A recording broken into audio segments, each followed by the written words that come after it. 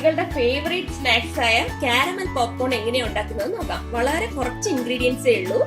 ഇതിൽ ഞാൻ മെഷറിംഗ് കപ്പിൽ 1/2 കപ്പ് ആക്റ്റീവ് പോപ്കോൺ എടുത്തിട്ടുണ്ട്. അതിന്റെ കൂടെ ഒരു 30 ml സൺഫ്ലവർ ഓയിലും എടുത്തിട്ടുണ്ട്.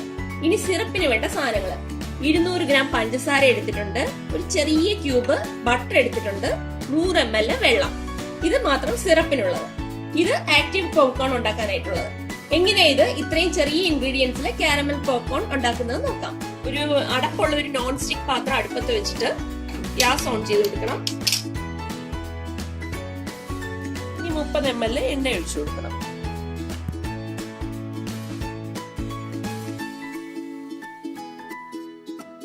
ഓയിൽ നന്നായിട്ട് ചൂടായിട്ടുണ്ട്. നമുക്ക് ആക്റ്റീവ് പോപ്കോൺ ഇട്ട് കൊടുക്കാം.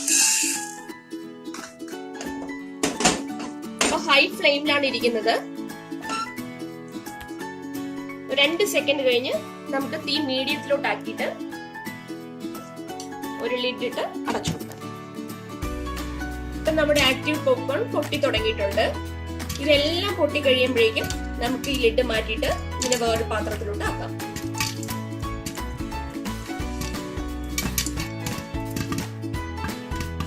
ഫ്ലെയിം ഇടയിൽ കുറച്ചൊന്നും കൊടുക്കരുത്. ഇതേ ഫ്ലെയിമിൽ തന്നെ, മീഡിയം ഫ്ലെയിമിൽ തന്നെ ചെയ്യണം. എല്ലാ പോപ്കോണും പൊട്ടിയിട്ടുണ്ട്. ഞാനിത് കാണിച്ചു തരാം. കണ്ടോ?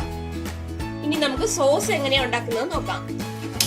ഒരു പാൻ അടുപ്പത്ത് വെച്ച് ഗ്യാസ് ഓൺ ചെയ്ത ശേഷം 200 ഗ്രാം പഞ്ചസാര ഇട്ട് കൊടുക്കണം. അതോടൊപ്പം തന്നെ 100 ml വെള്ളം ഒഴിച്ചു കൊടുക്കണം.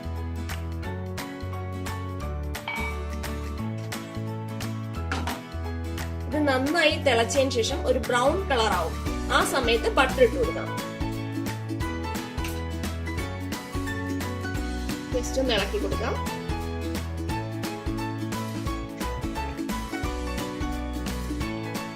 ഹൈ ഫ്ലെയിമിലാണ് വെച്ചിരിക്കുന്നത്. പഞ്ചസാര സിറപ്പ് തിളച്ചു കഴിഞ്ഞു. അപ്പോഴേക്കും നമുക്ക് ബട്ടർ ഇട്ട് കൊടുക്കാം.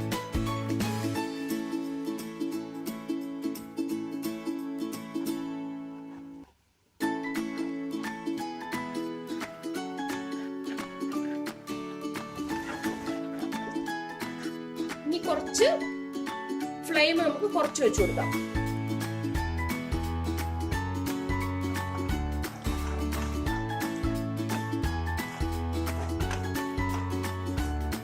ചെറിയ ബ്രൗൺ കളർ ആവുന്നത് നമ്മൾ അടുപ്പിൽ നിന്ന് മാറ്റണം.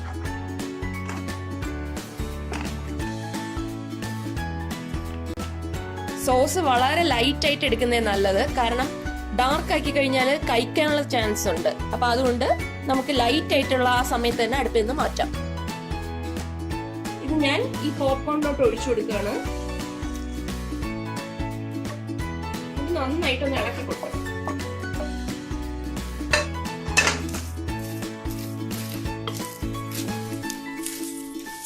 എല്ലായിടവും മിക്സ് ആക്കണം. സിറപ്പ് എല്ലായിടത്തും ഒരുപോലെ മിക്സ് ആവണം. നോൺ സ്റ്റിക് പാത്രം അല്ലാന്നുണ്ടെങ്കിൽ നമുക്കിത് ഇളക്കാൻ പാടായിരിക്കും. എല്ലായിടത്തും ഒട്ടിയിരിക്കും സ്റ്റീൽ പാത്രത്തിലൊക്കെ വെച്ച് കഴിഞ്ഞാൽ. ഇതാകുമ്പോ എല്ലാ സ്ഥലത്തും നമുക്ക്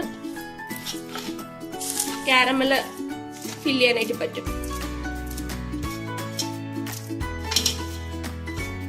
നല്ല ക്രിസ്പി ആയിട്ടുള്ള കാരമലാണ്. എല്ലാരും ഒന്ന് ഉണ്ടാക്കി നോക്കണം. ഇത് എത്ര ഈസി ആണെന്ന് മനസ്സിലായല്ലോ അല്ലേ? ഇത് എല്ലാരും ഉണ്ടാക്കി നോക്കണം. അതുപോലെ ഓറഞ്ച് കിച്ചൺ സബ്സ്ക്രൈബ് ചെയ്യണം. ഇനി ഇത് എത്ര ക്രഞ്ചി ആണെന്ന് കാണിച്ചു തരാം.